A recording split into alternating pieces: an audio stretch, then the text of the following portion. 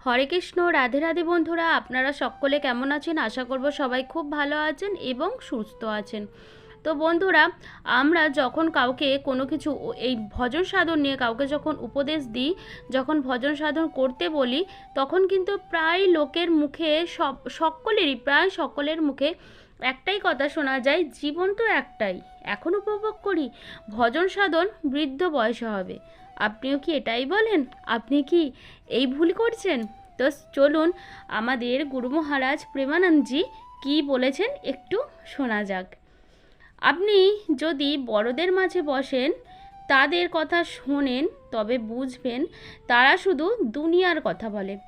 তাদের আলোচনায় কেবল তাদের পরিবার, সম্পত্তি, দুঃখ এবং পার্থিব ঝামেলা সম্পর্কিত বিষয় জড়িত। তিনিও এসব পার্থিব বিষয় নিয়েই কিন্তু স্বপ্ন দেখেন, আর যখন মৃত্যুর সময় আসে তখন তাদের চিন্তা হয়ে যায় এসব নিয়ে, তারপর কি করব, যমদূতেরা তাদের পিটিয়ে নিয়ে যাবে, কি হবে। তো ভগবান বলেছেন, যে সর্বদা আমার ধ্যান করে সে অবশ্যই আমার কাছে পৌঁছাবে। কেউ কেউ আছেন যারা মনে করেন বৃদ্ধ বয়সে ভজন করবেন। সারা জীবন যদি সংসারের চিন্তা করে থাকেন, বৃদ্ধ বয়সে ভজন হবে কি? আর হবে না। বৃদ্ধ বয়সে আপনাকে যদি পিস্তল দেওয়া হয়, তবে লক্ষ্যবস্তুতে গুলি করতে বলা হয়, আপনি কি তা করতে পারবেন? না, আপনি তা করতে পারবেন না, কারণ আপনি বুলেট লোড করতে জানেন না। এমনকি আপনি বুলেট ফায়ার করতেও জানেন না, কারণ আপনি এটা অনুশীলনই করেননি। কিন্তু সেনাবাহিনীতে যারা আছেন তারা চোখ বেঁধেও লক্ষ্যবস্তুতে গুলি চালাতে পারবে, কারণ তারা এটি অনুশীলন করেছে।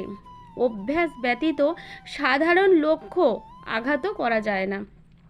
তাহলে অভ্যন্তরীণ লক্ষ্যবস্তুতে আঘাত করা, সমস্ত ইন্দ্রিয়কে কেন্দ্রীভূত করা এবং মনকে শুষে নিয়ে ঈশ্বরের চরণে স্থাপন করা, অনুশীলন ছাড়া কিভাবে এটা ঘটতে পারে, তাই না? প্রথম জীবন থেকে ভজন অনুশীলন কিন্তু আমাদেরকে করতে হবে। একজন তরুণী অন্বেষণকারী ছোট্ট থেকে ভগবানের নাম জপ করলে সেটা কিন্তু কোনো নিন্দনীয় বিষয় নয়, বরং প্রশংসনীয়। মনকে ঈশ্বরে নিবিদ্ধ করার জন্য অনুশীলনের কিন্তু প্রয়োজন, অবশ্যই প্রয়োজন।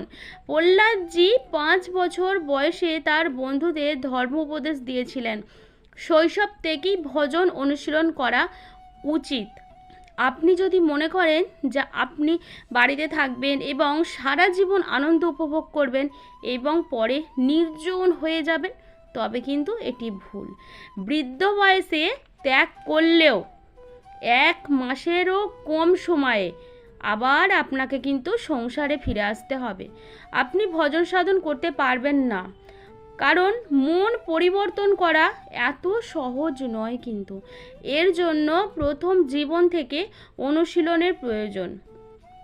যদি আপনি নিজে চেষ্টা না করেন, তাহলে মায়া আপনাকে ভগবানের আশ্রয় কিন্তু নিতে দেবে না।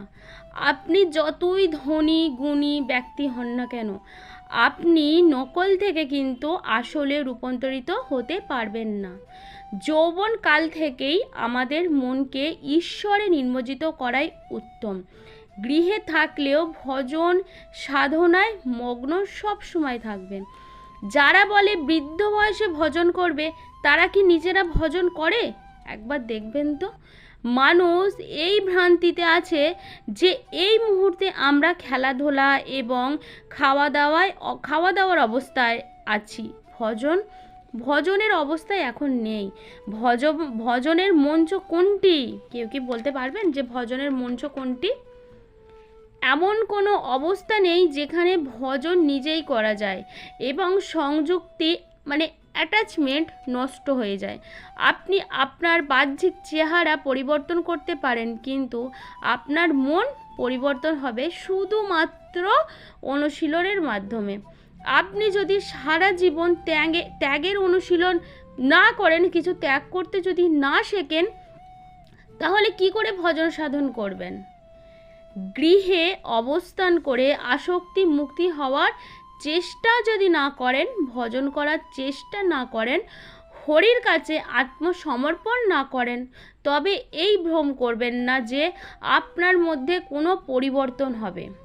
তাই শ্রী হিত প্রেমানন্দজি মহারাজ শৈশব থেকেই কিন্তু আমাদের ভজন করার বিষয়ে নির্দেশনা দিয়েছেন। তাই আমরা যদি আমাদের মনটাকে একাগ্র করে ভগবানের চিন্তা না করি, ভগবানের ভজন সাধন না করি, কিন্তু আমরা বয়সকালে কখনোই কিন্তু আমরা ভজন সাধন করতে কখনোই পারবো না। তখন বয়সকালে এসে যদি আমরা চিন্তাও করি যে আমাদের এবার কি হবে, আমাদেরকে যমদূতে নিয়ে যাবে, আমাদেরকে নরকগামী হতে হবে, তখন কিন্তু আর কিছু কিন্তু করার থাকে না। কারণ শৈশব থেকে যদি আমরা অনুশীলন করি তবেই কিন্তু আমরা একটা জায়গায় স্থির হতে পারবো। ভগবানকে আমরা যাই করি না কেন, আমরা গৃহস্থ থেকে আমাদেরকে অনেক কিছু সময় অনেক কিছু অনুশীলন করে চলতে হয়, কিন্তু তার সাথে সাথে ভগবানের চেষ্টা করবেন, ভগবানের নাম জপ করা, ভগবানের ভজন সাধন করা। তবে আমরা যদি সেটা ছোট থেকে করি তবে সেটা কিন্তু আমরা বয়সকাল পর্যন্ত সেই অভ্যাসে কিন্তু আমরা থাকবো। আর বয়সকালে কিন্তু আমাদের ভজন সাধনটা খুবই সহজ হয়ে যাবে। তখন কিন্তু ভজন সাধনটা আমাদের কাছে শক্ত বলে মনে হবে না।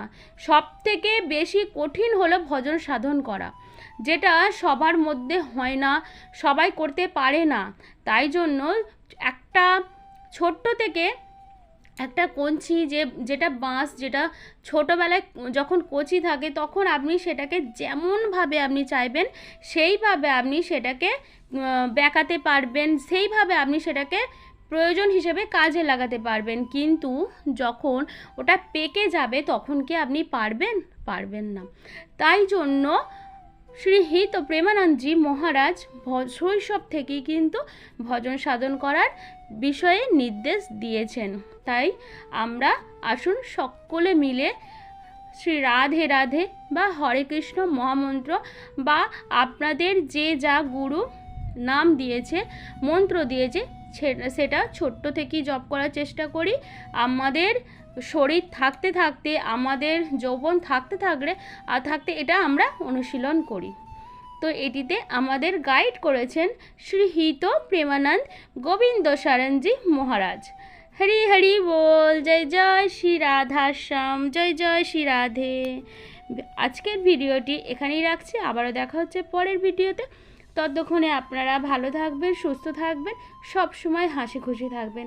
আর ভিডিওটি যদি ভালো লাগে বা ভিডিওটি দেখে যদি আপনার একটু উপকার হয় তাহলে অবশ্যই কিন্তু লাইক কমেন্ট করে দেবেন, আর ভিডিওটি শেয়ার করতে কিন্তু একদমই ভুলবেন না। হরি বল, রাধে রাধে, জয় শ্রীকৃষ্ণ।